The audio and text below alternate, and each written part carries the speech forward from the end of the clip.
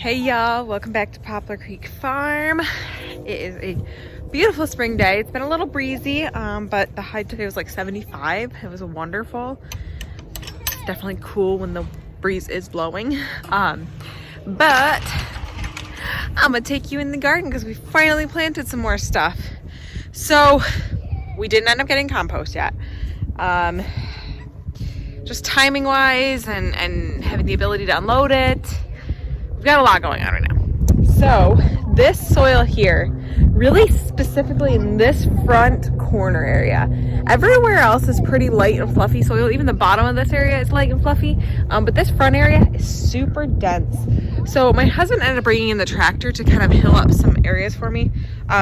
We think next year we're probably going to end up buying a bed maker or a hiller for the tractor because it'll be a lot easier and straighter rows. Our rows are the farthest thing from straight. We started doing them by hand initially, which they look beautiful when they're done by hand, but it took so much effort and it was exhausting. And we got so sore because these rows are probably about 50 feet long. I mean, they're long rows. They're really long rows. So it was exhausting. It was just too much. So what did we plant yesterday, you may ask? Well, this row here is all my leeks. And I have extra leeks still that I haven't planted that I might plant. I'm not 100% sure if I'm going to yet. This next row is all lettuce. Then we were like, screw these hills. We're not gonna mound them up. This is too much work. So we did one row that's like in the ground more, like actually on the ground, not hilled up. And that is beets and radishes. But I'm not super confident that that's gonna do well. So we'll see.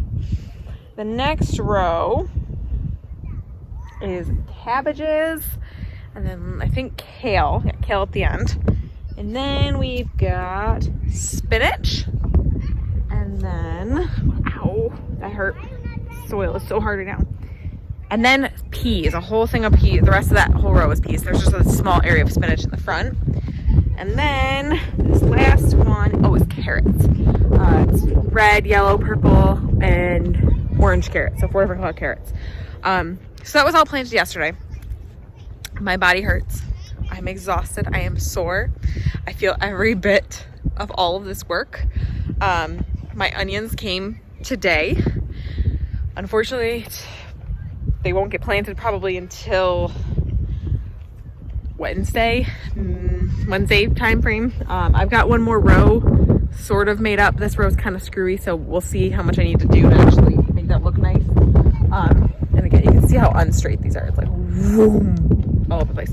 But at least we got some things planted, and I still got lots of planting space. And some of these things like radishes and beets will turn over pretty fast, so I can replant those. I want to plant some more kohlrabi. I've got a bunch more things I want to plant. Like I said before in a video, I'm not really doing broccoli or cauliflower this year just because it's not really worth the space for how much I actually get from that crop. I'm really trying to produce a lot this year, and it's just not really worth it. Kohlrabi, yeah, I get it. It's the same thing because it's one, crop per seed, and beets the same way, but it's quicker turnover. I can plant kohlrabi multiple times even in the same spot, whereas I can't do that with broccoli. I can plant them twice. I can plant them in the spring and then in the fall, but that's it.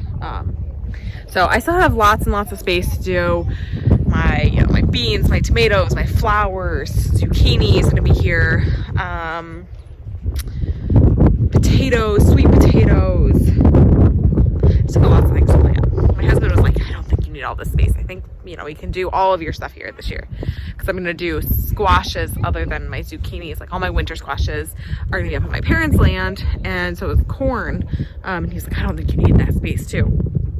But we filled almost half this garden just with cool weather stuff initially. So I still need it. Oh, peppers too. I still have plenty of space. Like I'm good. I'm not running out of space yet. Keyword. My garlic survived. We had Tuesday of last week. We had or just about a week ago, we had 9 inches of snow. Wet, heavy, dense, just ridiculous snow. And I was a little worried about the garlic because there's really no way to cover garlic.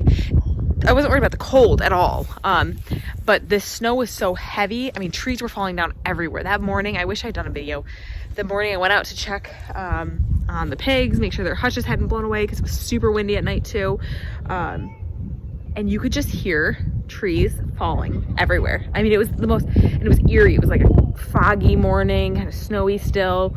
And then just hearing trees fall everywhere. It was very, very ominous and creepy. But my garlic did fine. It fared just fine in the snow. Whatever this is, straw mulch probably had some seeds in it. You can see a lot of grass coming up in between the rows. And we'll take care of that as we go. I'll weed it some. I may just even mow in between. The idea is, part of the reason there's such big gaps in between these rows is I plan on planting clover and alfalfa in between the rows as like a cover crop and a living mulch. Instead of weeding between the rows and keeping that soil raw, which really isn't beneficial, I'm gonna really just try to mulch. I'm really gonna try to just mulch in between. And then my daughter, she's got a garden bed. This is her little adorable garden bed from Walmart. It's like 40 bucks at Walmart. Got a little chalkboard on the front. On the other side, it's got cute little paintings of some veggies and stuff. So she's got carrots in there, and then she planted Cosmo seeds. I tried to tell her not to, because I tried to tell her that it wasn't going to, grow, because we still have 3 weeks-ish until our estimated last frost, and that's just an estimated last frost. A lot of times it's a week or so after that. But she was determined she was going to plant the Cosmo, so whatever. It's fine. She's happy to have her garden bed. She loves helping. She helped plant all the peas yesterday. A lot of the other seeds are too small for her to help with, just because it's really not worth losing seeds and things. I mean, she loves helping, and I love having her help, and she is a great helper. But there's certain things that just, she's 5. She can't really do carrot seeds or lettuce seeds. She's really good. I mean, she honestly is amazing, but there are limitations still, so I didn't want to push her. Hey, Spike. Are you my garden kitty? What's up, bud? Hi, baby. He's a crazy cat. And the pigs, guys, the IPPs that we got are doing wonderful. I plan on doing a video about them later this week, hopefully. We have a lot going on right now. My husband has been busy doing some side work, starting firewood.